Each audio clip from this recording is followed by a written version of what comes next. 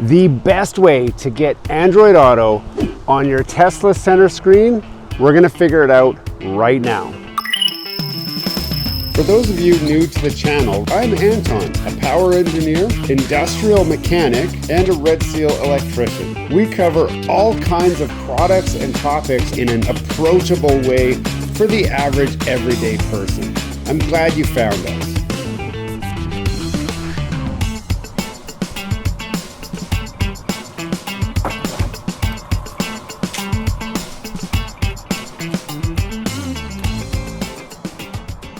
Hello and welcome back to Gears and Tech. We've looked at installing different devices to get Android Auto working on our Tesla because let's face it, there is no factory solution on the horizon for Android Auto or CarPlay to work properly on your Tesla. Yeah, you've seen those kits that make it so that it works through a browser in the center screen or the add-on dash kits, which we've also installed ourselves, but I haven't really loved any of those solutions.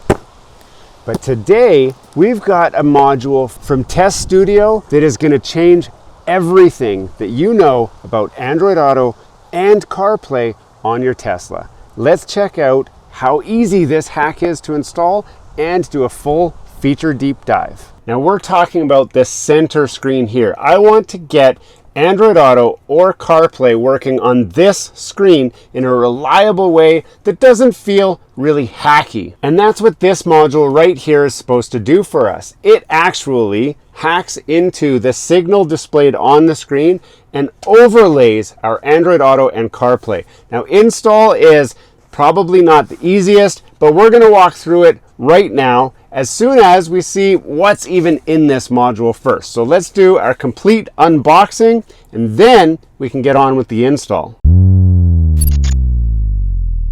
Now first off, we've got the module itself. There's not a lot to this. There's a couple of connectors here. There's some connectors here. There are some dip switches here, which we will cover shortly for the install part, just to make sure that those are all set correctly. But the module is pretty unassuming. It feels like somewhat aluminum-y, plasticky, whatever. It says for the first installation, dial 1, 2, 4, 5, 6, 8 down and whatever. So it says 1, 2, 4, 5, 6, 8 and is down. So 1 and 2 is down, 4, 5, 6 and 8 are all down according to this. So that's first install. Now under here we do have an instruction manual for installation. You can go ahead and pause this video if you want to grab that QR code and see if that'll help you in any way. For me, I'm going to do the installs, so it doesn't matter. Now it does have these little guys. These are stickies for positioning this module where you want it. And it does also cover these dip switches. So it shows 1, 2, 4, 5, 6, and 8 down. And then it also tells you to try this other one if the first one did not work. So it covers some tools you'll need and the full install. But we're going to do this whole install right now anyway, so I'm not too worried about that. Let's see what's in this bag here. And really, there's a lot of extra wires. So it looks like a lot, but it's not a lot.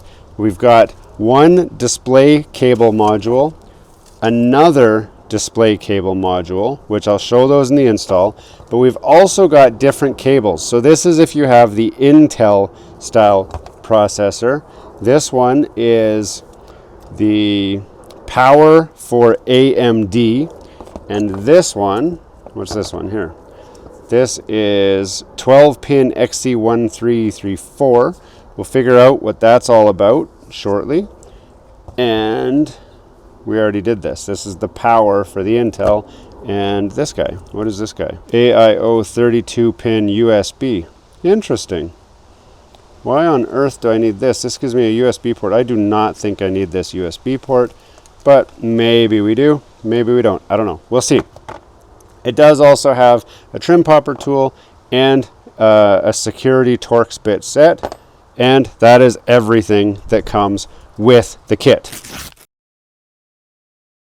Now the install itself is actually going to take place mostly on the passenger side over here. So we're just going to slide this seat all the way back so that it's out of my way. Then we're also going to go into the settings on the screen here and turn the car all the way off. So we're going to go into safety, we're going to scroll all the way to the bottom, and we're going to say power off. Are you sure you want to turn off the power? Place foot on the brake to turn power back on. So we're going to turn power off, just like that. Now the power is off to the whole car. We can start tearing apart into the side over here. Mostly what we want to do is get this rubber out of the way. So I'm just going to peel that back like that and then leave it hanging in your guys' face. Then we want to get this guy off here, which it just pulls like that. Then we're going to get this trim out here.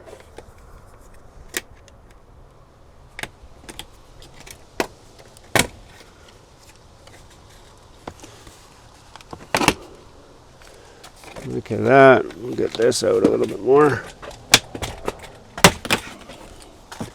Okay. Now that exposes most of our wiring. I'm going to just pop this guy off here as well. And of course I'll lose that popper piece. And then we also want to get underneath here just so that we can get to the display port, which is way back in there. So I'm going to just have a quick look at what I got to do here.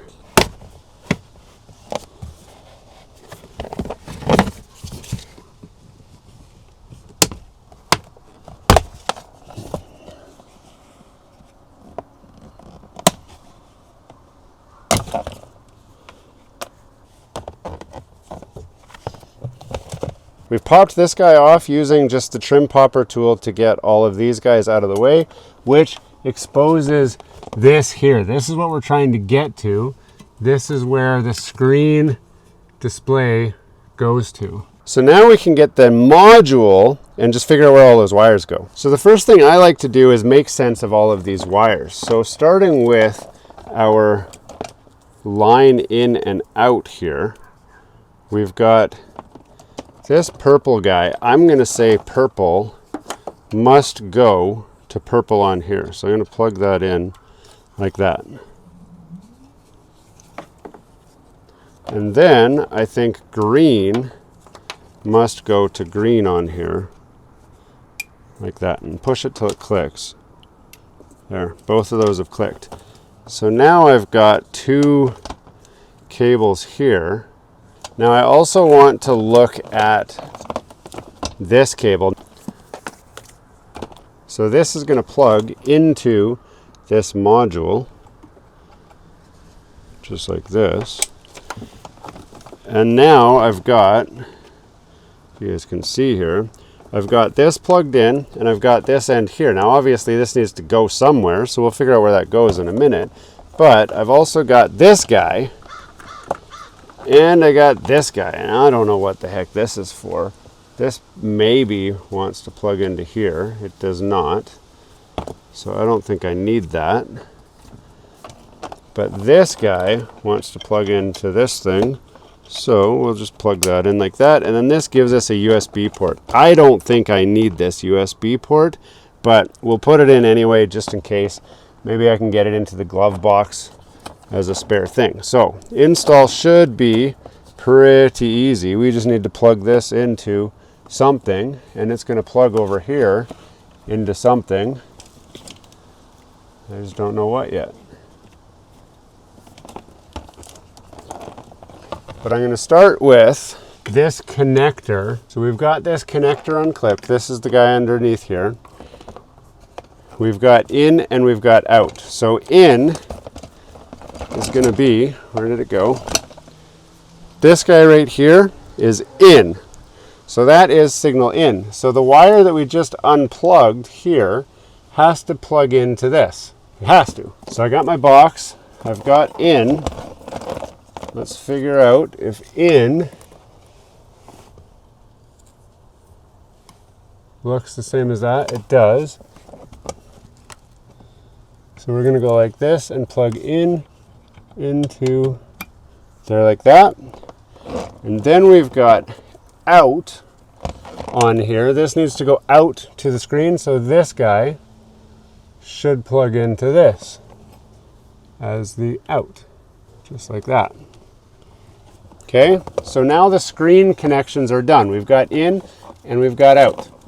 Now before I forget to, I'm going to wire up the antenna. This is going to be used for connecting to my phone, so you want to have that on, otherwise you won't have a good connection. Now all I got to do is figure out where this power connection goes, and we're good to go. So I think it's over here, and I'm just going to look for a cable that this thing can plug into. Now since I have an AMD processor, I'm going to plug in the AMD plug into here, and then I've got some ends here. We just need to figure out where these ends go. I've already installed a screen to this car, so I've got wiring for that screen. So all I'm going to do, these can be daisy chained, I'm just going to plug this into here. If you didn't have that hanging out there, your connector is down inside here. So that other end here can just be left hanging there, but this guy wants to plug into something, so we just got to figure out what it can plug into, and then that's what it does plug into. And I think it plugs into that. So I'm going to plug this in like this. And then this other end does need to plug in to this end because that's the way that it was plugged in. So we'll plug that in like that, and then we're good. So all I've got is one connection. So this is done. Now, if this is not clear enough for you, it's really as simple as just plug and play. Now, in theory, Android Auto should work on my car. So I'm going to go over here and do a test run of this before I close this all up, just to make sure it works. So let's wake the car up. We're going to push the brake pedal. That wakes the car up. Now, it did say that I need to push both of these buttons to wake this thing up. So I'm going to push and hold for, I don't know, 15 seconds or something, I think it said to hold. We're just going to hold it until something happens. And hopefully that screen turns back on. Otherwise I'm going to have a real big problem here. Okay, the screen is now resetting. You see Tesla on there, which is great. And, oh, we're already seeing signs. So this is our CarPlay button right there. So once this is done rebooting, I should have CarPlay on the car. But let's just find out. Okay, now I've got my regular screen, but I have this button here that wasn't here before. Now, first trick you're going to learn here, you can actually move this button around if you push and hold so that it's not totally in the way. If you want it, I don't know where exactly I can move it, you can put it over here if you want so that it's over there. Now, if I push this button, so now the first thing you're going to notice, everything's in Chinese. If you go to set, it's going to still be in Chinese, but for me, I can see it says English right there. I'm going to push English because I want to switch this to English so I know what's going on. And then I'm going to push this button for yes. It's going to say, okay, hold on. Now we're going to notice the Android icon disappears there, which is fine. The box is rebooting right now, and then it's going to come back with the same logo there, depending on Android Auto or CarPlay, depending on which one you may have selected. Now it's there, and we can actually see this in English. So we can go into the settings and set all of our themes. I want nighttime, signal trigger. I don't know what these mean. 5 seconds, radar trigger distance, far, Bluetooth, device not connected. Oh, okay, so this is saying what the car is. We've got developer options, we've got version, there's all kinds of good stuff in here. Okay, now we're going to try and connect to my phone. So we're going to say Android Auto, we're going to have a look, and I'm going to just scan on here. Now this is Android Auto, so it found the AVM, whatever, so I'm going to say pair. So now it's going to pair to it, and it should just connect up. Now my phone's saying welcome to Android Auto. I'm going to say continue, yes. And just like that, we are connected to Android Auto on my phone. So I can put my phone away now and it's just going to sit here charging. You can even see you get real-time updates just like you can here. I can play my music, I can navigate, I can do everything that I could do normally with my Android Auto. So I can pull up my Waze, I can pull up my maps, I can pull up my Flow app charger, my plug share, my Audible. It's all available on here. I can even go to my Spotify. There we go. So with this all connected up, now I can even play music.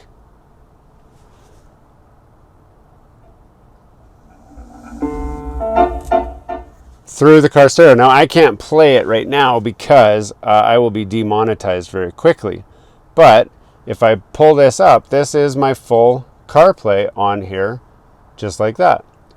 I can pull up my Waze, I can go to navigate stuff, I can say find something and then it will navigate. So I still have this part of the screen here, which shows me all my car info, and the map just overlays over top of what would normally be your regular GPS coordinates and all of that. So now I know that this works. Now I can clean up this wire mess that's over here and find somewhere for that box. So I'm going to go back on here.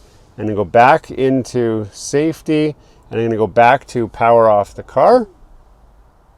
And then I'm going to go do some wire management real quick. Before I totally button this up, I want to show you guys where I shoved this thing. Turns out there's a ton of space up in here. So I shoved that box up inside there out of the way. And then the USB cord I've got tucked up over here. Once I close this up, I'm going to just have it sitting right here. I'm just going to have it sitting right here where I can reach it if I need to, but I don't think I'm going to need to. But if I do, it's right there, nicely accessible, and I'll show you guys once I get this part closed all up.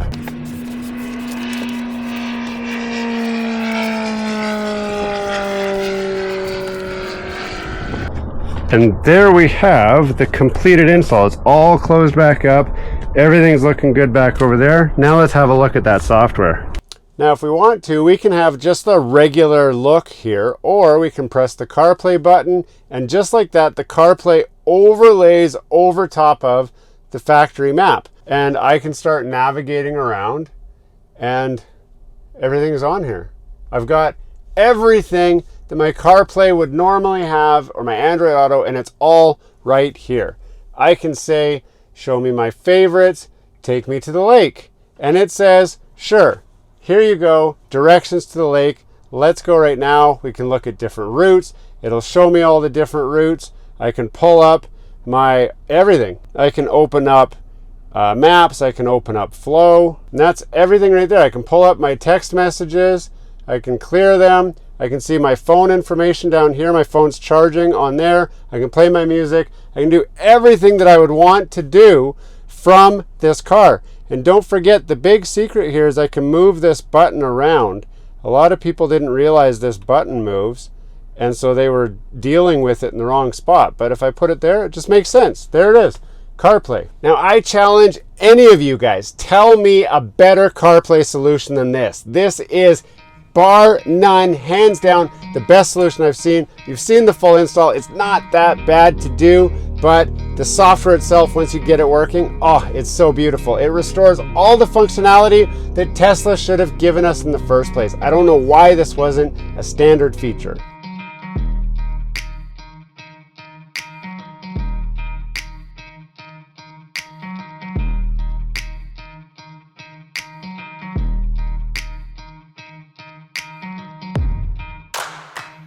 Hey, thanks for watching all the way to the end of this video. We hope you enjoy the content in this video. We'd love to have you come back. Consider subscribing to the channel if you haven't already. And for those subscribers who are looking for that extra special thing that you can do to support this channel, consider joining our members group. That's where we're building this community, the Gears and Tech community, where we can all enjoy content together. you'll get special perks, which we'd love for you to check out by clicking the link down below. For those of you who are just happy to watch the video, that's okay too. You can check out some of our other content right over here, where we've got some previous videos that have already been uploaded and enjoyed by many of our viewers already. We do hope to see you again. This has been Gears and Tech. Have a great day.